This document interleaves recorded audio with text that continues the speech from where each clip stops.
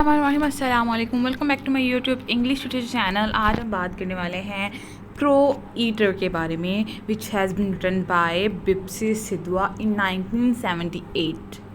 ठीक है। अब क्रो ईटर, ये क्रो ईटर टाइटल को समझते हैं कि क्रो ईटर का मतलब क्या होता है कि यानी कि एक कौवा है जो खाने वाला है। किसको? डेड बॉडीज़ को। इसका नाम ये डेड बॉडीज़ को खाने वाला कौवा ही या खाने वाला कौवा ही क्यों रखा गया या क्रो ईटर्स ही क्यों रखा गया? क्योंकि ये पारसी फैमिली से बिलोंग करता है और पारसी फैमिली में ये एक ट्रेडिशन या उनका कल्चर में ऐसा कुछ है कि जिसमें क्या होता है कि जब किसी की डेथ हो जाती है ना, तो वो क्या करती हैं, अपने जो डेड बॉडी होती है उनको पहाड़ी पे छोड़ आते हैं। एक पहाड़ी होती है, एक पहाड़ होता है, उस पे छोड़ आते हैं जहाँ पे बहुत ज़्यादा कौवे उनकी डेड बॉडीज़ को खा जाते हैं। ठीक है, इसलिए इस नावल का नाम क्रो ईटर्स रखा गया है। अच्छा, एक ब्लैक कॉमेडी है। किस तरह? क्योंकि इसके जो ये मॉक करती है, ये पार्टीशन के जो चल रहा था टाइम, उसके बारे में भी बताती है। उसके अलावा इसमें बात होती है कि किस तरह जो इंडियंस, यानी कि जिसमें पार्टीशन में तो हम मुस्लिम्स या जो भी हमारी कम्युनिटी होती थी वो इक्वल थी ना, मुस्लिम इंडियंस एक ही सब कॉन्टिनेंट में रह रहे थे। तो सब कॉन्टिनेंट में का मजाक किस तरह उड़ाया जा रहा था, कौन उड़ा रहा था उनका मजाक? White people. यहाँ पे वाइट पीपल का जिक्र भी होगा। ठीक है, तो क्रो ईटर्स एक्चुअली किसको कहा गया है? हमें वो डेड बॉडीज़ मानते हैं। ठीक है, और हमारी डेड बॉडीज़ को कौन खा रहे हैं? क्रोस। और क्रोस किसको कहा गया है? जो वाइट मैन है, जो ब्रिटिश है, जो वेस्टर्न मैन है। ठीक है, उसको क्रो ईटर कहा गया है। और वो खाने वाले कौवे किसको खा रहे हैं? हम इंसानों को। वो हम इंसान यानी कि हम डेड बॉडीज़ हैं। जो वेस्टर्न्स हैं वो खाने वाले हैं, और जिसको खाया जा रहा है मींस के जो डेड बॉडीज़ हैं वो ईस्टर्न्स हैं, या वो हम जो एशियन इलाके के लोग हैं, जैसे India, Pakistan, black man, red race के लोग, येलो रेस के लोग तो चलो एक साइड पर रहा, उसका कुछ नहीं है।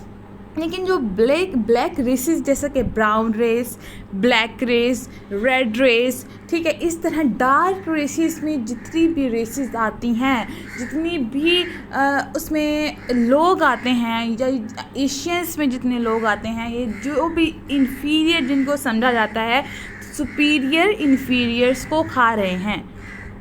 ठीक है, और दूसरा इसमें टाइटल ये भी लिया जा रहा है कि जो कौवे हैं ना वो डेड बॉडीज़ को खाते हैं। ठीक है, यानी कि वो उस हिसाब से हमें कौवे बना रहे हैं, क्योंकि जो साफ़ सुथरा खाना हमारा था, ठीक है, जो जैसे कि हमारे पास नेचुरल सोर्सेज थे, हमारे पास लैंड्स थी, हमारे पास बहुत ज़्यादा रिसोर्सेज थे। ठीक है, हमारे पास खेत थे, हमारे पास फील्ड्स वो थी, मुख्तलिफ़ तरह के, यानी कि गंदम, चावल और मुख्तलिफ़ तरह के ट्रीज़, फ्रूट्स, हर तरह की नेचुरल चीज़ें हमारे पास थी। जो इनऑर्गेनिक चीज़ें हैं, ठीक है, जिसमें केमिकल्स वगैरह हैं, जो नेचुरल चीज़ें नहीं हैं, वो किन के पास थी? वो उनके पास, वाइट मैन के पास। अब उन्होंने क्या किया? पूरा सिस्टम चेंज कर दिया। उन्होंने वो सारे रिसोर्सेज, जो नेचुरल रिसोर्सेज थे, हमारे पास ऑयल्स थे, हमारे पास पेट्रोल था, हमारे पास ज़रख़ेज़ ज़मीनें थी जहाँ पे बहुत बेहतरीन फल उगा करते थे, खेत उगा करते थे। ठीक है, मुख्तलिफ़ किस्म की जो नेचुरल चीज़ें हैं वो हमारे पास थी। अब वो हमसे सारी छीन ली गई। अब जो रह गया केमिकल भरी चीज़ें, जो इनऑर्गेनिक खाना, जो हमारे हेल्थ को बहुत ज़्यादा इफ़ेक्ट करता है, वो वाला खाना बच गया, जो कि कीड़े मकोड़े, इस तरह की जो गले सड़ी चीज़ें, यानी कि क्रो ये खाते हैं ना गली सड़ी चीज़ें। तो गली सड़ी चीज़ें जो हमें दी गई, तो हम एज अ क्रो, और वो गली सड़ी चीज़ें जो उन्होंने हमें दी और हमसे नेचुरल चीज़ें छीन ली, तो इस हिसाब से हम भी क्रो ईटर कहलाते हैं। तो एक टाइटल के दो मीनिंग्स हैं। ठीक है। अब हर चीज़ का लिटरेचर में जो है ना, आप हर तरह से उसको प्रूव कर सकते हैं, क्योंकि वो हमें कमतर समझते हैं, इस वजह से उन्होंने हमें ये जो सड़ा गला खाना है वो हमें खाने को दे दिया और हमारा नेचुरल सोर्सेस ले लिया। और दूसरी तरफ ये हो सकता है कि ब्लैक रेस जो है ना, अब प्रो ब्लैक होता है तो उस हिसाब से भी वो हमें ब्लैक कह रहे हैं। लेकिन अगर ऑन द अदर हैंड देखा जाए, क्या है कि वाइट मैन हमें खा रहा है। वाइट मैन को भी क्रो से तशबीह दी गई है। क्रो जो है ना, बड़ा घुन्ना, चालाक और बहुत ऐसे सिंबल है, ठीक है, चालाकी की सिंबल है। तो वो चालाकी से क्या कर रहे हैं, हमें खा रहे हैं, हमें हमारी बॉडीज़ को खा रहे हैं, ठीक है। तो ये इस तरह की सिंबल्स हैं। अब यहाँ पे अगर हम समरी की तरफ देखें, पहले बिप्सी सिधवा की बायोग्राफी थोड़ी सी जान लेते हैं कि ये अगस्त 11 1938 में पैदा हुई हैं, ठीक है। ये पारसी फैमिली से बिलोंग करती थी, पोलियो में रहती थी और ये कराची में पली बढ़ी हैं और फिर उसके बाद वो शिफ्ट हो गई लाहौर में, ठीक है। ये ड्यूरिंग पार्टीशन का सारा दौर है। फिर BA from Kinnaird college for women in Lahore 1957 और इन्होंने शादी की 19 एज में, ठीक है। इनके 3 बच्चे हैं और ये अब करंटली कहाँ पे रह रही हैं, हॉस्टन में, जो कि पंजाबी परसी पाकिस्तानी के नाम से मशहूर हैं। इनको ये पंजाबी परसी पाकिस्तानी के नाम से जाना जाता है। इसके करैक्टर्स के बारे में बात करें तो इसमें मतलब मेन करैक्टर है एक जंगल वाला, ठीक है, फ्रेडी के नाम से, ये फ्रेडन जंगल वाला। और दूसरा इसकी एक वाइफ है पुतली और तीसरा इसकी एक जो है वो है क्या कहते हैं उसके मदर इन लॉ, ठीक है। फ्रेडन की मदर इन लॉ है, ठीक है, जो कि इनके बहुत खिलाफ है, जिसका नाम है जरबानो, ठीक है। और एक इसमें आता है एक करैक्टर बिली, जो इन्हीं का बेटा है वो, और वो डार्क शक्ल का है, ठीक है। उसकी बड़ी सारी नोज़ है, ठीक है, फैली हुई नोज़, लंबी सी नोज़, इस तरह की उसकी नोज़ है और बहुत अजीबोगरीब। और इसकी मदर जो पुतली है वो डिक्लेयर करती है कि मुझे अफसोस है कि मेरा बेटा है, ये इतना अगली है। यानी कि यहाँ पे दिखाया गया है कि जो वाइट मैन के पॉइंट ऑफ व्यू थे, उनका असर हमारी सोचों में पड़ा है। एक माँ अपनी औलाद को ही कह दी कि मेरी औलाद है, मुझे बहुत अफसोस है कि ये मेरी औलाद है। खैर, हम कहानी जो है जब चलती जाएगी साथ, तो हम इसको एक्सप्लेन भी करते जाएंगे। अब स्टार्ट करते हैं कि जो फ्रेडन जंगल वाला है, जिसका नाम निक नेम है फ्रेडी, इसके नाम से वो बहुत मशहूर है। अब यहाँ पे ओपनिंग जो हो रही है ना नॉवल की, वो एक ये फ्रेडन जंगल वाला की डेथ से हो रही है। ये 63 ईयर ओल्ड मैन है एक, जिसकी डेथ हो जाती है। यानी कि हमें स्टार्ट से ही पता चल रहा है कि इनके साथ कितनी ट्रेजेडी हो रही है। इनकी जो ज़िंदगी है वो किस तरह इन्होंने मॉर्नफुल और ग्लूमी बनाई हुई है, ठीक है। जिनकी ज़िंदगी में खुशियाँ नहीं है। इवन कि इसने इस कहानी का आगाज़ भी ग्लूमीनेस से किया है, ठीक है। और लेकिन इसमें इंटरटेन करने वाली भी चीज़ें हैं, जैसे कि जरबानो हो गई और पुतली हो गई, ये डिस्टर्ब करके के लोगों को हमें इंटरटेन कहती हैं इसमें। लेकिन क्या है कि इस कहानी में इंटरटेनमेंट की वजूहात भी एक ब्लैक नस्ल के लोग बने। यानी कि ब्लैक नस्ल के या ब्लैक जनरेशन, ये जितने भी ब्लैक लोग हैं, ब्लैक पीपल्स हैं, उनको उन्होंने इंटरटेनमेंट के लिए रखा हुआ। उनको ये बेवकूफ़ इलिटरेट समझते हैं। जैसे कि जरबानो का कैरेक्टर नज़र आता है कि वो परेशान करती रहती है, ठीक है। और पुतली का कैरेक्टर कि अपनी माँ के पीछे भी लगी रहती है और माँ के पीछे लग के वो वाइट मैन को भी परेशान करती है। यानी कि ये दिखाया गया है कि वाइट मैन बहुत अच्छा है और ब्लैक मैन जो है वो परेशान करती है, ठीक है। ये ब्लैक कॉमेडी है, इस वजह से इसको ब्लैक कॉमेडी कहा गया है। अच्छा, खैर, जो फ्रेडी है ना, ये इस पेनीलेस मैन है, यानी कि इसके पास 1 रुपया भी नहीं है। जब ये लाहौर वापस आता है तो ये क्या करता है, एक स्टोर खोलता है अपना, जिसमें वो सक्सेसफुल बिजनेसमैन बन जाता है स्टोर की वजह से। अब ये बहुत ज़्यादा क्या है, इतना अच्छा बोलता है और इतना सॉफ्ट स्पोकन है कि इसका जो, क्योंकि ये पंजाबी है, ठीक है। जो फ्रेडन जंगल वाला है ना, पंजाबी है, जब ये लाहौर आता है तो लोग इससे ना बड़े मुतासिर हो जाते हैं, क्योंकि इसका पंजाबी दिल होता है, पंजाबियों का दिल बड़ा अच्छा होता है, एज़ यू नो, ठीक है। फिर उसके बाद ये जो इसकी सास है ना, वो बड़ी अजीब मखलूक दिखाई गई है। जरबानो क्या करती है, वो कहती है कि ये मेरी बेटी को खुश नहीं रखेगा, ये जो फ्रेडी है ये बहुत पेनीलेस बंदा है, इसके पास कख नहीं है, कुछ भी नहीं है, तो ये मेरी बेटी को कभी खुश नहीं रख सकता। इस वजह से ना ये उसके रास्ते में रोड अटकाती रहती है अपने गुस्से की वजह से, इसको परेशान करती रहती है, बॉदर करती है, इसका जीना हराम किया हुआ है इस सास ने, ठीक है। ये सही टिपिकल सास है कि इसकी हर चीज़ में उसको डिस्टर्ब करती है। अब क्या है कि जो फ्रेडी है ये इससे बहुत तंग आ गया है। फ्रेडी ना एक उसके पास जाता है, मजिशियन के पास लगा लो, ठीक है, उसके पास जाता है, उसको कहता है कि मजिशियन उसको कहता है कि तुम अपनी सास का ना बाल ले आओ, एक लट ले आओ उसके बाल की, तो मैं कर लूँगा सारा कुछ, ठीक है, फिर तुम्हारी सास सेट हो जाएगी।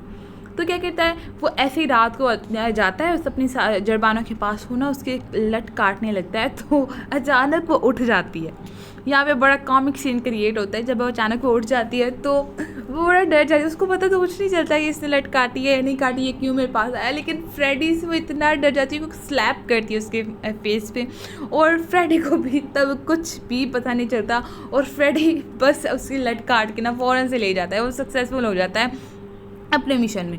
लेकिन क्या है, वो काफ़ी देर तक डरी रहती है, होशो हवास में नहीं रहती, और उसके बाल खुले होते हैं, और आप इमेजिन कर सकते हैं वो किस तरह की लग रही होगी, ठीक है। अब क्या है कि फ्रेडी ने जो है वो उसको कुछ नहीं किया, लेकिन उसको सिर्फ डरा दिया, और सक्सेसफुल हो गया कि जैसे उससे उसकी लाइफ बर्बाद की हुई थी ना, इसी तरह उसके होश भी उसने एक मिनट या एक सेकंड के लिए उड़ा दी, जिसका असर बहुत देर तक जरबानों पे रहा, क्योंकि वो काफ़ी रात तक उसके बारे में सोचती रही कि वो क्या चीज़ थी, वो कैसे आया, वो मेरे पास कर क्या रहा था, ये क्यों मुझे डराने, और वो बहुत ज़्यादा डर गई थी।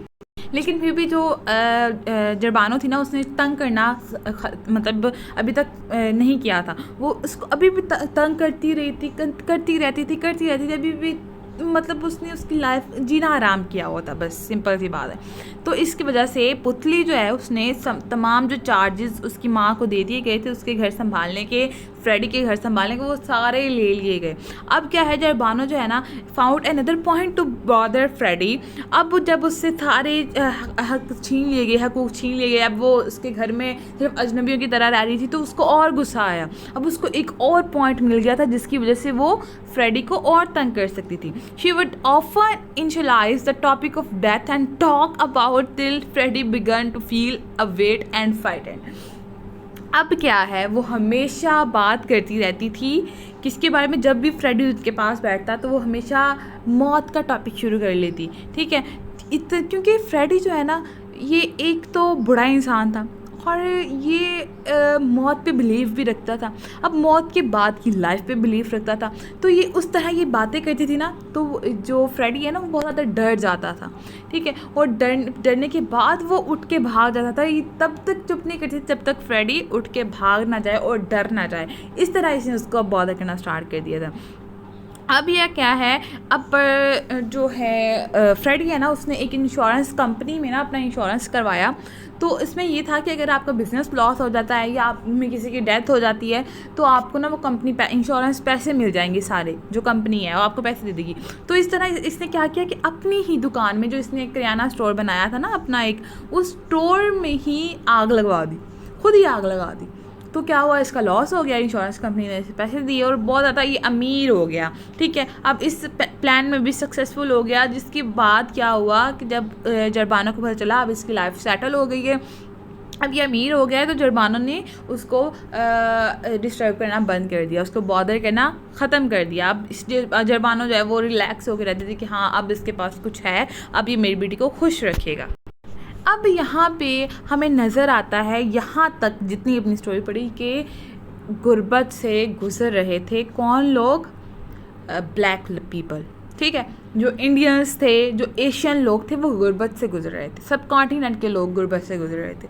अब वो हर तरह के हरबे इस्तेमाल कर रहे थे कि वो किसी ना किसी तरह पैसा गेन कर सकें, किसी ना किसी तरह जो है अपनी लाइफ को सेटल कर सके, बेटर कर सके। और जिनकी लाइफ बेटर नहीं हो रही थी, तो एज़ यू नो किस तरह जरबानों ने लाइफ हराम की हुई थी अपने दामाद की, इस तरह ही उनकी लाइफ डिस्टर्ब करने के लिए कोई ना कोई था, क्योंकि वो चाहती थी फैमिलीज़ के हमारे पास पैसा आए, हम खुश रहें, हमारी जो ज़रूरियात है वो पूरी की जाएँ और हम भी एक लग्जरी लाइफ गुजारें। ठीक है, यहाँ तक हमें ये पता चल गया किस तरह उनकी लाइफ डिस्टर्ब थी और किस तरह वो सेटल हुई जब उन्होंने झूठ मूठ की अपनी दुकान जलाई। ठीक है, वो सारा धोखा दिया जैसे कि वाइट मैन देता है, वाइट मैन की तरह धोखा देने के बाद ही उनको पैसा मिला। और ये सारे हरबे कहाँ से सीखे इन्होंने, वो ये सारे हरबे उन्होंने वाइट मैन से सीखे। अब बात आती है कि इनमें ना एक कल्चर था, इनके कल्चर में ये एक रस्म लगा लें ये थी कि जब किसी ने शादी करनी होती थी ना, जब कोई ख्वाहिशमंद होता था शादी का, तो जो पानी वाला घड़ा होता है या जो भी इनके यहाँ इंस्ट्रूमेंट होगा जिसमें पानी होता होगा, तो ये उसमें ना नमक डाल देते थे, जिससे जो घर वाले जब पानी पीते थे, उनका बुजुर्ग पानी पीता था, तो उनको पता चल जाता था कि हमारे घर में कोई है जिसको विश है शादी की।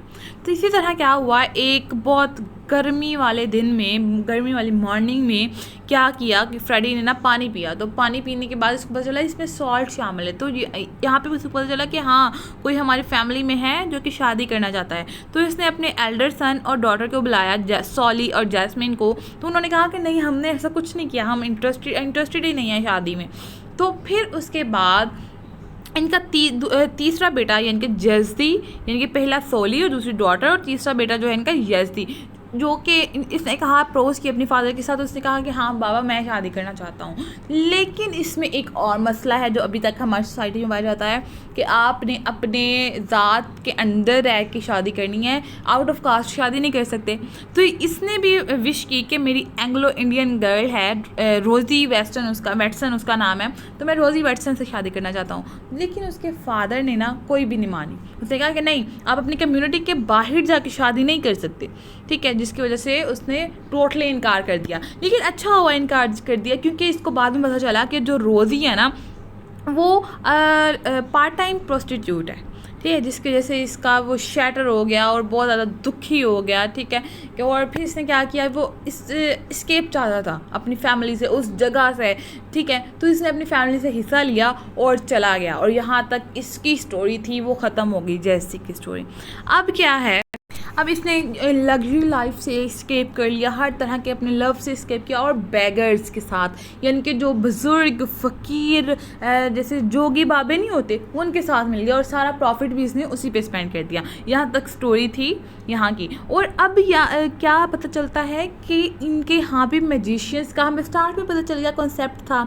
तो क्या हुआ, एक दिन ये मैजिशियन ब्राह्मीन गोपाल कृष्ण, ठीक है, ये इंडियंस नेम है, इस वजह से थोड़ी मुश्किल होती है प्रोनाउंस करने में, इसके पास गया। और उसने वहाँ पे जाके जब सोली इसका बेटे के बारे में कुछ पूछा, तो इसने बताया कि जो तुम्हारा बेटा सोली है ना, उसमें वो 3 महीने के अंदर मर जाएगा या 3 महीने के बाद मर जाएगा। तो ये सुन के ना ये बहुत शॉक हो गया फ्रेडी कि अब क्या होगा। अब इसने बहुत हरबे इस्तेमाल किए कि ये अपनी बेटी की लाइफ बचा सके, बट कुछ भी नहीं हो सका, और इसका बेटा जो है वो 3 महीने के बाद जो डेट दे दी गई थी वो उसमें मर गया। अब क्या है, अब इसने इस्लाम पे बिलीव करना, इस्लाम नहीं, जो भी इसका बिलीव था, इसने उस पर बिलीव करना शुरू कर दिया, और ये रिलीजन में इंटरेस्ट लेने लगा। और फिर क्या हुआ, इसने बहुत ज़्यादा जो अपने इन्वेस्टमेंट थी वो रिलीजन को सर्च करने में लगा दी, और बाकी पूरा जो इसकी जायदाद थी, ठीक है, वो अपने इसका बिजनेस था, वो बिली को दे गया। अब बिली का इंट्रोडक्शन हुआ यहाँ पे, तो मैं बता दूँ, बिली जो है एक ऐसा बंदा है जो कि ब्राह्मण जंगल वाला भी जिसको कहा जाता है। ठीक है, इसकी कलर इसका डार्क है, इसकी लार्ज नोज़ है, ठीक है, और इसके लिए कहा जाता है कि इसकी मदर कहती है कि I can hardly believe he is mine, कि बहुत मुश्किल है ये मानना कि ये मेरा बेटा है। क्यों? क्योंकि वो दूसरों से अलग है और ये डार्क कॉम्प्लेक्शन रखता है।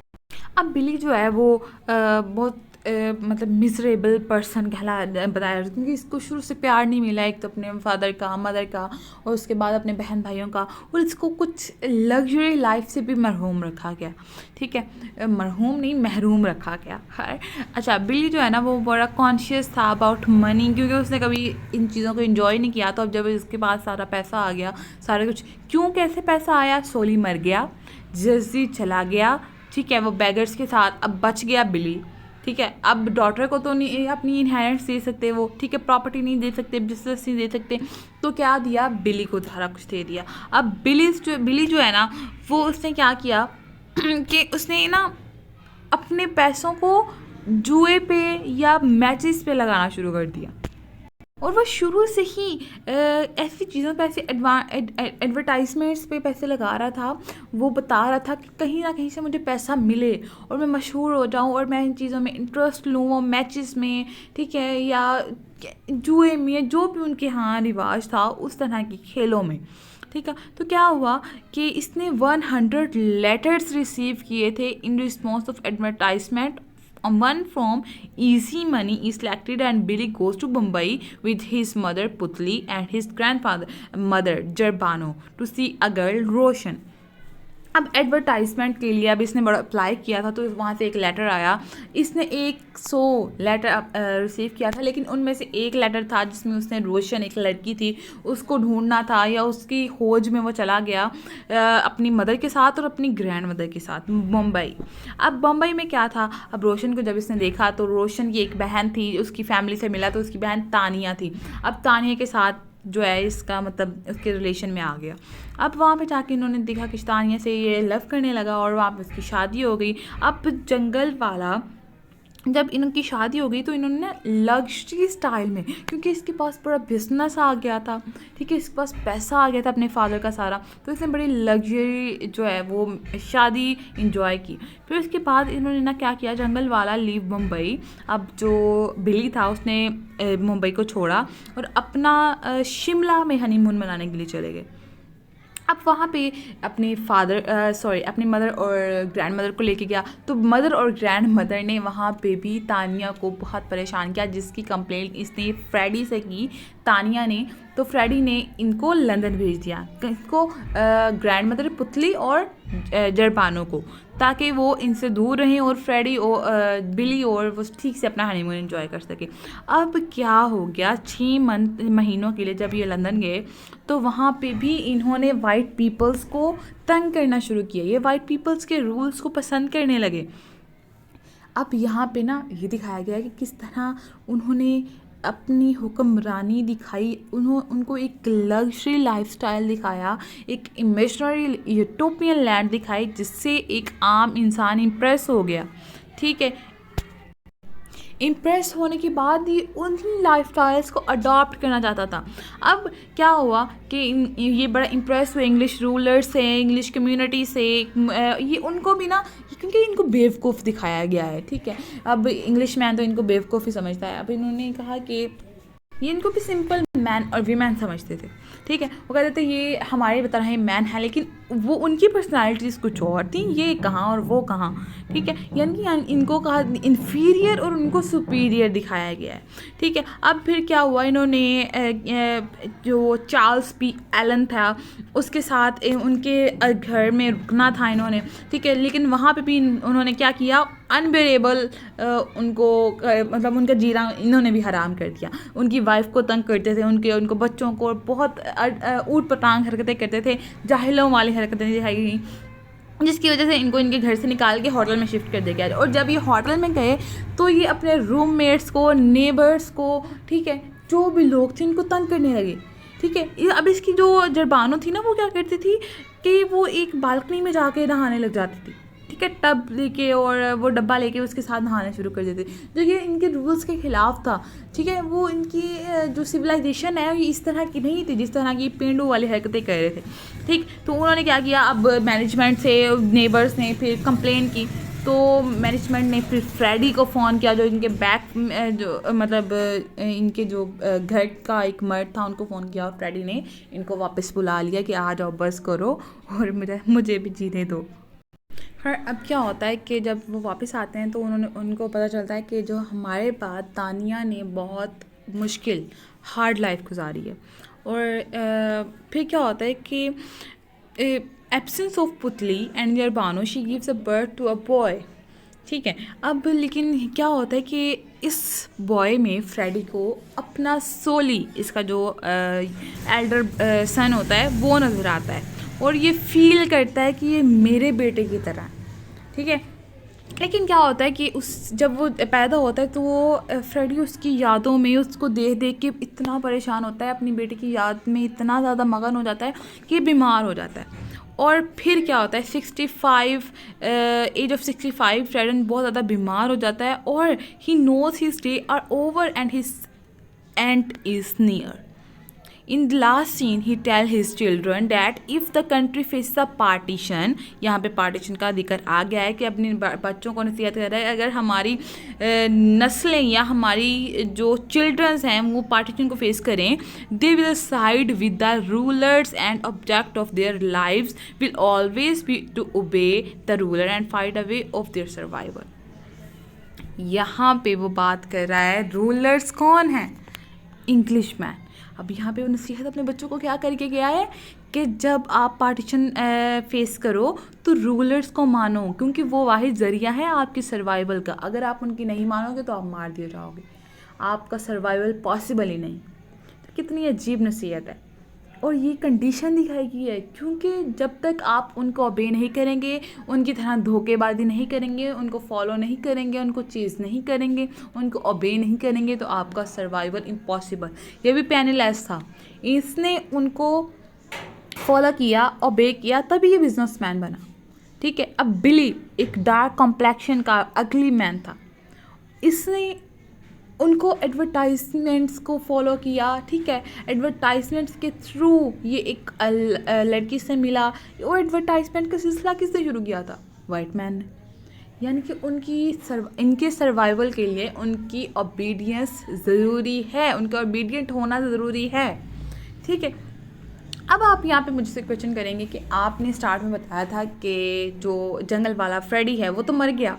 ठीक है, उसके तो ट्रेजिक सीन से हमारा नावल स्टार्ट हो रहा था, लेकिन बात ये है कि ट्रेजिक सीन से नावल स्टार्ट हुआ, लेकिन उसमें फ्लैशबैक दिखाई गई कि इसने सरवाइव किस तरह किया। ये एक पेनलेस मैन था, इसके पास कुछ भी नहीं था, इस वजह से उसकी सास भी उसकी रिस्पेक्ट नहीं कर रही थी। लेकिन जैसे ही इसके पास मनी आई उसको सास रिस्पेक्ट देने लगी, जो कि उसकी लाइफ की विलन थी।